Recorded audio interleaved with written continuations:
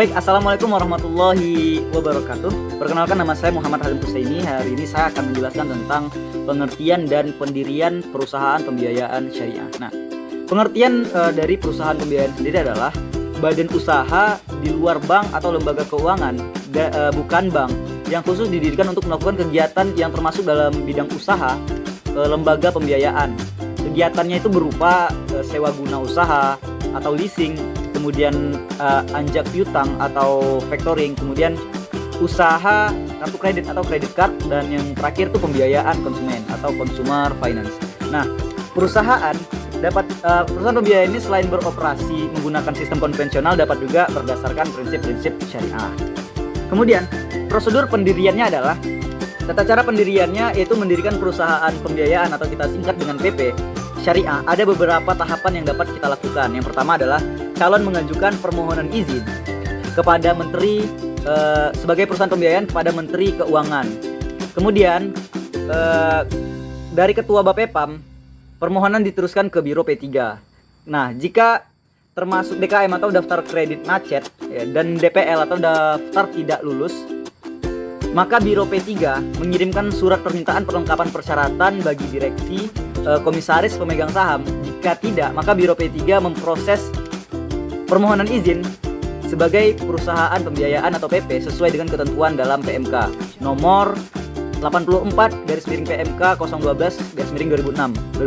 Nah, termasuk pada fit dan proper test-nya. Selanjutnya, Biro P3 memberikan pertimbangan menerima atau menolak permohonan usaha dari PP tadi. Nah, jika pengajuan ditolak, maka Biro P3 mengeluarkan mengeluarkan surat penolakan pemberian izin. Nah, jika pengajuan diterima, maka KMK izin usaha akan dikeluarkan KMK izin usaha sebagai perusahaan pembiayaan. Nah, selanjutnya perusahaan yang telah memperoleh izin usaha sebagai perusahaan pembiayaan wajib melakukan usaha-usaha selambat-lambatnya 60 hari sejak tinggal izin usaha ditetapkan.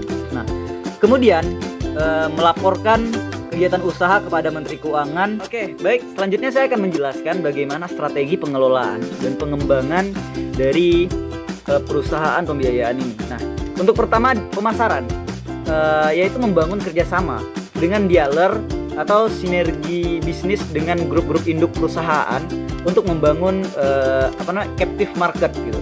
Nah, kemudian produk. Yang tadi pemasaran, yang kedua produk.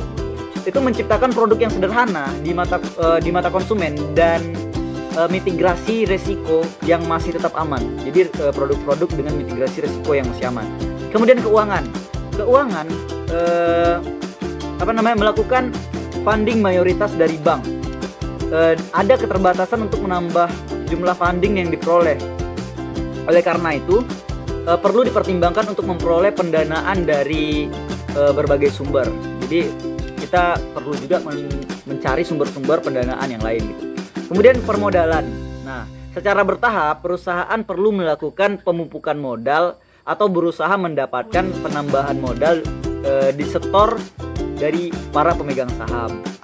Kemudian yang terakhir itu sumber insani atau sumber daya manusia. Nah, diperlukan sumber daya manusia yang berkualitas agar dapat melakukan marketing, menganalisis resiko, kemudian melakukan perjanjian jika terjadi resiko gagal bayar dari konsumen. Sekian akan dilanjutkan oleh teman-teman. Baik, di sini saya akan melanjutkan tentang perusahaan pembiayaan syariah di Indonesia. Yang biasa juga disebut seperti leasing syariah. Leasing syariah itu adalah hal yang kerap kini sering dicari oleh masyarakat. Pasalnya masyarakat sekarang mulai mempercayai sistem yang diterapkan oleh leasing syariah. Tidak seperti leasing konvensional. Leasing syariah itu tidak diterapkan sistem bunga sama sekali. Nah, ini tentu sangat baik atau benar-benar kita cari yang buat yang sedang membutuhkan jasa leasing tanpa harus terkenanya bunga. Leasing syariah di Indonesia sendiri kini sudah tergolong banyak. Nah, kita pun harus bisa pandai-pandai dalam memilih leasing syariah yang dapat kita percaya. Jadi kita sudah tidak bingung lagi leasing mana yang dapat kita percaya. Dan saya akan memaparkan beberapa leasing syariah yang ada di Indonesia, yaitu salah satunya BAF Syariah. Adapun daftar leasing syariah di BAF ini selain memiliki tradisional dan juga BAF juga kini melebarkan sayap dengan mendirikan leasing syariah. Kemudian ada VIP Syariah, ada Alif Finansi, ACC Syariah, dan Citybin Multi Finansi Syariah. Baiklah, di sini saya akan menjelaskan sedikit tentang kegiatan usaha perusahaan pembiayaan syariah di Indonesia. Di dalam Keputusan Menteri Keuangan Republik Indonesia Nomor 448 Tahun 2000 tentang perusahaan pembiayaan pada bab 2 tentang kegiatan usaha, yaitu pada pasal 2, perusahaan pembiayaan melakukan kegiatan usaha dibagi menjadi 4, yaitu ada yang pertama sewa guna usaha, yang kedua anjak piutang, yang ketiga usaha kartu kredit, dan yang terakhir ada pembiayaan konsumen. Pasti kita bertanya-tanya, apa sih itu kegiatan sewa guna usaha, kegiatan anjak piutang, kegiatan pembiayaan konsumen, kegiatan usaha kartu kredit. Nah, di sini saya akan menjelaskan tentang kegiatan sewa guna usaha. Kegiatan sewa guna usaha dilakukan dalam bentuk pengadaan barang modal bagi penyewa guna usaha. Pengadaan barang modal dapat dilakukan dengan cara membeli barang penyewa guna usaha yang kemudian disewa gunakan kembali. Kegiatan sewa guna usaha, saya contohkan seperti saya mempunyai ruko, lalu teman saya ini ingin membuka usaha, tetapi dia bingung mencari tempatnya. Nah, saya mengontrakkan ruko saya itu kepada teman saya, lalu dia membuka usaha seperti perabot rumah tangga. Di sini saya ingin membeli sebuah mesin cuci, tetapi mesin cucinya itu tidak saya gunakan, tetapi saya kreditkan kepada tetangga saya yang membutuhkan. Nah, itulah contoh dari kegiatan sewa guna usaha. Yang kedua ada kegiatan anjak piutang. Kegiatan anjak piutang ini dilakukan dalam bentuk pembeli atau pengalihan piutang atau tagihan jangka pendek dari transaksi perdagangan, baik transaksi perdagangan dalam negeri ataupun luar negeri. Lalu penata usahaan dan penagihan piutang perusahaan penjual hutang. Jangka pendek itu bisa dikatakan 12 bulan atau kurang. Nah, yang ketiga ada kegiatan usaha kartu kredit. Kegiatan usaha kartu kredit ini dilakukan dalam bentuk penerbitan kartu kredit yang dapat dimanfaatkan dan pemegang untuk pembayaran pengadaan barang atau jasa.